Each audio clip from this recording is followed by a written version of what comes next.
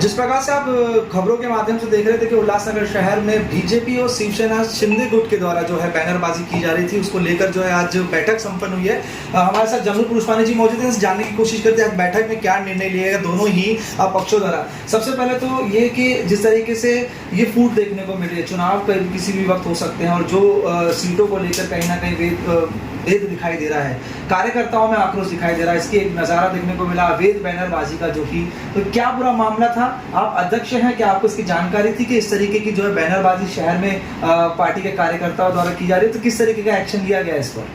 देखिए, जहाँ तक सीटों के बंटवारे की बात है, लोकसभा सीट या अन्य सीटें, तो अभी ऐसा कुछ चालू नहीं है। लोकसभा के चुनाव 2024 अप्रैल मई में हैं, तो फरवरी मार्च में हमारे भारतीय जनता पार्टी और शिवसेना शिंदे गठ के वरिष्ठ बैठ करके सीटों के बंटवारे पर निर्णय लेंगे। यह भारतीय जनता पार्टी के अंदर नहीं होता है कि कोई कार्यकर्ता निर्णय ले। जो भी हमारे महाराष्ट्र प्रदेश के अध्यक्ष हैं, हमारे बावनकुले जी, वो निर्णय लेंगे और हमारे वरिष्ठ हैं देवेंद्र फडणवीस जी और शिवसेना के जो वरिष्ठ हैं वो बैठ करके निर्णय लेंगे कि यह कल्याण लोकसभा सीट कहाँ जाता है, किसके जाता है। यहाँ तक कि बावनकुले जी ने स्पष्ट शब्दों में कह दिया है कि जब भी चुनाव होंगे भारतीय जनता पार्टी शिवसेना से ज़्यादा काम करेगी और उन्हें ज़्यादा से ज़्यादा शिवसेना के जो उम्मीदवार होंगे उन्हें ज़्यादा से ज़्यादा मत दिलाने की कोशिश करेगी।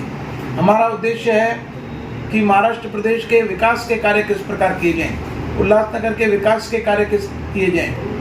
छोटी छोटी बातों पर कार्यकर्ताओं में मनमुटाव होता है और उन मनमुटाव को दूर करने के लिए हमारे वरिष्ठ बैठ करके दूर करते हैं। यहाँ पर जो बैनरबाजी हुई है, उस बैनरबाजी को भी पूर्ण रूप से विराम लग चुका है। हमारे वरिष्ठों ने इस पूरे विषय को लेकर के सभी हमारे जो पदाधिकारी और कार्यकर्ता हैं उनसे संपर्क किया है और जो छोटी मोटी बातें हैं, जो रह गए हैं काम, उसे पूरा कर लिया जाएगा।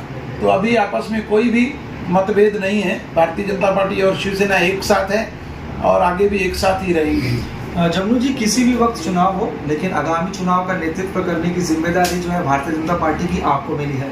किसी भी पार्टी को ले ले, किसी भी गठ को ले ले, अंदरूनी जो फूट होती है उसका खामियाजा चुनाव के वक्त में जो है भुगतान करना पड़ता है किसी भी पार्टी को। तो भारतीय जनता पार्टी में भी इस तरीके की अटकलियां हैं। यदि अध्यक्षता पद को लेकर देखा जाए, उसको लेकर भी बीच में जो है काफ़ी चर्चा थी। अब ये जो बैनरबाजी हो रही है, इसके आगे भी अगर इस तरीके की जो फूट नजर आएगी पार्टी के कार्यकर्ताओं के अंदर ही, तो किस तरीके का नेतृत्व रहेगा, क्या तैयारी रहेगी बहुमत से पार्टी को जो है शहर में लाने के लिए किसी भी चुनाव में क्या तैयारी होगी? देखिए, भारतीय जनता पार्टी का जहाँ तक सवाल है, भारतीय जनता पार्टी में कोई भी फूट नहीं है। अध्यक्ष पद का जो सवाल है, तो हर 3 वर्ष में भारतीय जनता पार्टी अपने अध्यक्ष बदली करती है। कभी कभी किसी अध्यक्ष को रिपीट भी देती है 3 साल के लिए। तो पूरे महाराष्ट्र में यह प्रक्रिया चालू है कि अध्यक्ष बदली होंगे। अध्यक्ष बदली होती हैं। मैं 2010 में अध्यक्ष था, 12 में मैं उतरा, फिर महेश सुखरामानी जी अध्यक्ष बने, फिर महेश सुखरामानी जी का 3 वर्ष पूरा हुआ, फिर कुमार अलानी जी अध्यक्ष बने, कुमार अलानी जी उतरे, फिर मुझे 3 वर्ष का यह जो कार्य दिया गया और मैंने अच्छी तरह से इस कार्य को निभाया। अगर वरिष्ठ चाहेंगे तो यह कार्यकाल बढ़ भी सकता है, अगर नहीं चाहेंगे तो दूसरा भी अध्यक्ष आ सकता है। यह एक प्रणाली है, एक प्रथा है भारतीय जनता पार्टी में। नीचे से लेके वार्ड अध्यक्ष से लेके मंडल अध्यक्ष से लेके जिला अध्यक्ष और प्रदेश अध्यक्ष और राष्ट्रीय अध्यक्ष 3-3 वर्ष में बदली होती है। तो इसमें यह कोई फूट नहीं है पार्टी की। जो भी पार्टी का अध्यक्ष आएगा, पार्टी किसी व्यक्ति के ऊपर नहीं चलती है। भारतीय जनता पार्टी ऐसी पार्टी है जिसमें जो पार्टी का अध्यक्ष होता है वही नेतृत्व करता है।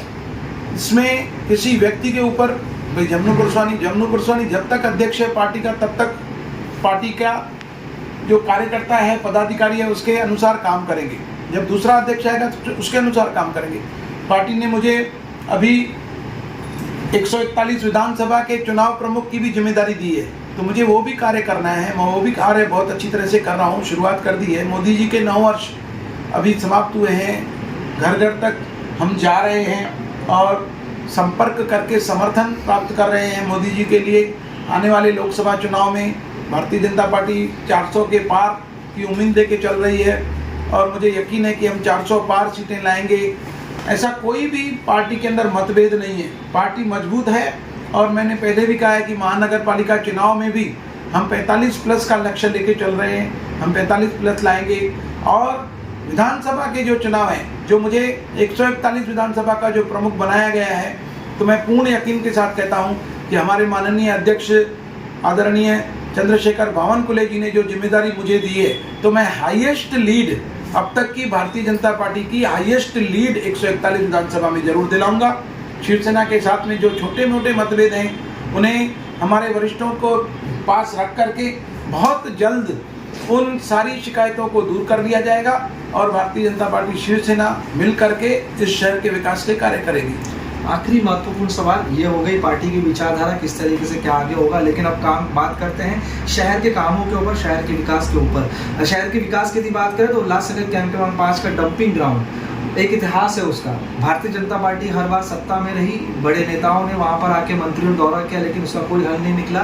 तो जो समस्याएं हैं शहर में, धोखादायक इमारतों की, अन्य समस्याएं भी हैं, तो इनको अब तक हल नहीं कर पाए हैं इतने सालों में। तो जनता किस आधार पे जो है वोट देगी? अब देखिए, डंपिंग ग्राउंड का जो विषय है, 2.5 वर्ष तक सत्ता हमारे पास नहीं थी। अब सत्ता आकर के अभी 11 महीने हुए हैं, 1 वर्ष भी नहीं हुआ है।